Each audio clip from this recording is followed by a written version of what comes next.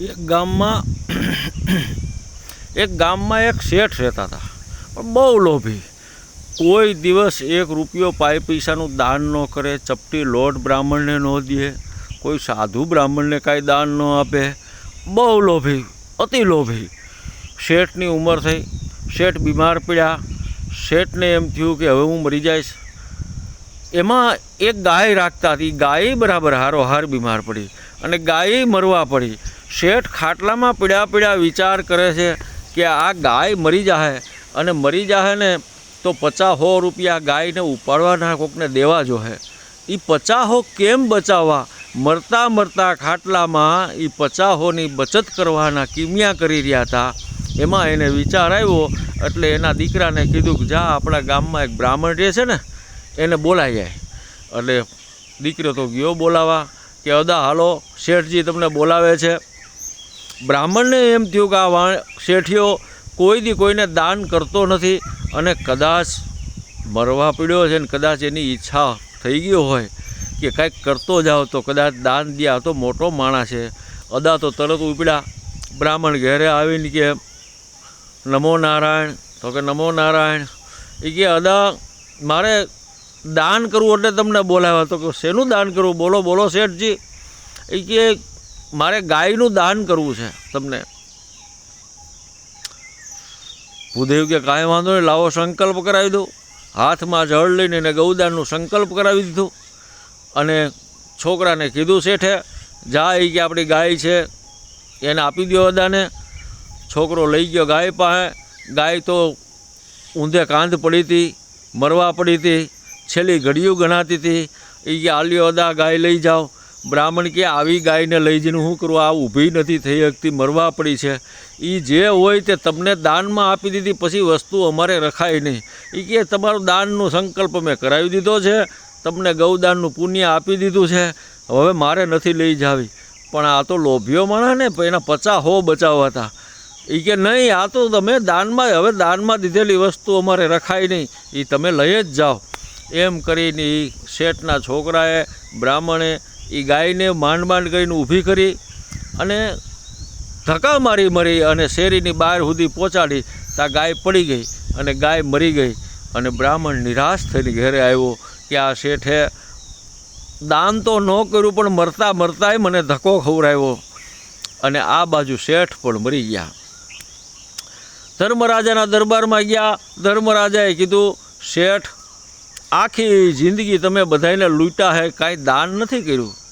બહુ લોભી હતો શેઠ, તમે દાન નથી કર્યું. ત્યારે લોભી માણસ બોલવામાં ચતુર હોય છે. ધર્મરાજ જુઓ બરાબર જુઓ. એ કે દાન કર્યું છે, મેં કર્યું છે. એ કે પણ આમાં કાંઈ લખેલું નથી દાનમાં. એ તમે લખતા ભૂલી ગયા હોય. દાન તો મેં કર્યું છે.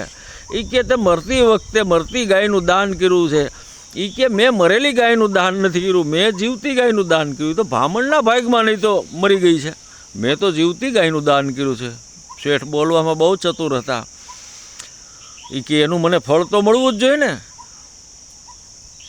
ધર્મરાજા કહે છે કે હા, એનું ફળ તને મળશે, પણ એ કે પહેલાં પુણ્ય ભોગવવું હોય કે પાપ? તો કે પહેલાં જલસો જ કરી લેવાય ને, પહેલાં પુણ્ય જ ભોગવી લેવાય ને, પછી જે થવું હોય થાય. ધર્મરાજાએ એને કીધું, એ કે આ ગાય હવા પોર દિવસ રહે ને ત્યાં લગી તું કહીશ એમ કરશે. એ કે એમ હું કહું એમ કરે? તો કે હા. ગાયને કે ભરાયું ધર્મરાજાને શિંગડા. હવે એને તો વરદાન હતું, ગાય તરત મંડી શિંગડા ભરાવા. ધર્મરાજા ભાગ્યા. ધર્મરાજા ભાગીને ગયા બ્રહ્મલોકમાં. બ્રહ્માજીને વાત કરી કે આવું બન્યું છે, આ શેઠે કોઈ દી કાંઈ દાન કર્યું નથી, અને મરતી વખતે મરેલ ગાય જેવી દાન કર્યું હતું, અને એનું ફળ તરીકે મેં એને હવા પોર દિવસ રહે ત્યારે ગાય તારું કયું કરશે. મને એમ થયું કે હવા પોરમાં હજી કાંઈક સારું કામ કરી લે, તો બાકી તો આને નરકમાં જ જવાનું છે. બહુ બધાને લૂંટ્યા છે. બ્રહ્માજી હજી વાત કરે છે એટલી વારમાં ગાય અને પાછળ આ શેઠ બે આવ્યા બ્રહ્મલોકમાં. બ્રહ્મલોકમાં આવ્યા. બ્રહ્માજી આડો હાથ કરીને ઊભા રેખા. એટલે કે તમે કોણ? તો કે હું બ્રહ્માજી. ગાયને કે ભરાયું શિંગડા. ગાયે બ્રહ્માજીને ઠીકે ચડાવ્યા. ત્યાંથી ધર્મરાજા અને બ્રહ્માજી બે વૈકુંઠ લોકમાં આવ્યા. વૈકુંઠ લોકમાં આવીને કીધું કે ભાઈ તમે આનો કાંઈક રસ્તો કાઢો. એટલે કે શું થયું બધી વાત કરી. તા વાહ ગાય અને શેઠ બે આવ્યા અને ત્યાં વૈકુંઠ લોકમાં વિષ્ણુ ભગવાને ઊભા રાખ્યા. કે શું હકીકત છે કે તમે કોણ? તો કે વિષ્ણુ. ગાયને કે ભરાયું શિંગડા. ગાયે એને ઢીકે ચડાવ્યા. એ ત્રણેય થઈ અને કે હવે મહાદેવજી સિવાય ઉદ્ધાર નથી, આનો સંહાર મહાદેવ કરી શકે. ત્યાંથી આવ્યા કૈલાસમાં આવીને મહાદેવજીને સમાધિમાંથી જગાડીને વાત કરી કે આવું બન્યું છે. ત્યાં એ ગાય અને શેઠ બે આવ્યા અને પૂછ્યું કે તમે કોણ? તો કે હું મહાદેવજી. ગાયને કે ભરાયું શિંગડા. પણ ગાય ઊભી રહી ગઈ. કેમ? એનો હવાપોર દિવસ પૂરો થઈ ગયો હતો. એને વરદાન હતું કે હવાપોર દિવસ રહે ત્યાં લગી આ ગાય તારું કયું કરશે. પણ હવાપોરમાંય એને કાંઈ સારું કામ ન કરી શક્યો.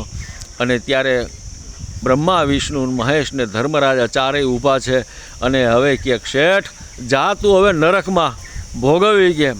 હજારો વર્ષ તારે નરકની યાતના સહન કરવાની એવા તે પાપ કર્યા છે. એ કે જાઓ ખરો પણ તમે મને લખી દો કે બ્રહ્મા વિષ્ણુ મહેશ આ ત્રણ દેવના દર્શન કરીને નરકે જાય. અરે કે પણ ત્રણ દેવના દર્શન કરી નરકે કોઈ દી જાય? કેટલી તપસ્યા કરેતી એને ત્રણ દેવના દર્શન થાય છે. એ કે પણ આ હું દર્શન કરું છું, મારી સામે જ તમે ઊભા છો અને તમે મને નરકમાં મોકલો છો. એમ લોભી માણસ હોય, નુગરો માણસ હોય ને બોલવામાં બહુ ચતુર હોય છે. માટે એની હારે કોઈ જાજુ ડિસ્કસ ન કરાય. એને ભગવાન પણ નથી પહોંચી શકતા, તો આપણે શું પહોંચી શકવાના હતા? માટે આવા નુગરા માણસને, લોભી માણસને, કોકનું લઈ લેવાની વૃત્તિવાળા માણસને આ લોકોની સાથે કોઈ દિવસ વધારે કોઈ વાતનું ડિસ્કસ ન કરવું. એનું કારણ કે એને કોઈ મર્યાદા નડતી જ નથી.